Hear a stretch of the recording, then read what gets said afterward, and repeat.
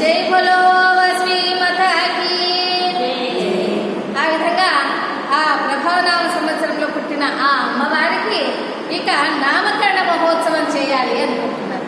ఇప్పుడు వైశాఖ మాసం శుద్ధ షష్ఠి రోజున నామకరణం, ఆ తర్వాత సప్తమి రోజున అశ్విని నక్షత్రం రోజున బాలసారి, ఇవన్నీ కూడా చేయాలి అనుకుంటున్నారు. డమడమడమడమా అని ఇందు మూలంగా తెలియజేయడం ఏమనగా ఆ రాజగారి పుత్రునికు ఈ రోజున నామకరణ మహోత్సవం జరుగుతోంది అని డమడమా అని ఊరంతా తెలియజేశారు. ఎప్పుడైతే మీకు వాట్సాప్లు ఉన్నాయి, గ్రూపుల్లో మెసేజ్లు పెట్టుకుంటారు. మరి ఆ కాలంలో రాజ్యంలో ఉండే ప్రజలందరికీ అలా తెలియజేసేవారు.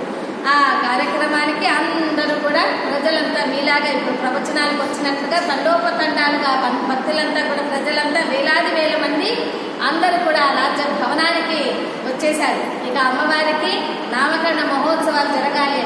అప్పుడు కుసుమశ్రేష్ఠి వారు ఆ పుట్టిన శిశువులను తీసుకొని అక్కడ ఉన్నటువంటి మహర్షులు, ఎంతో మంది మహర్షులను పిలిచారు, ఎంతో మంది గొప్ప గొప్ప వారిని పిలిపించారు.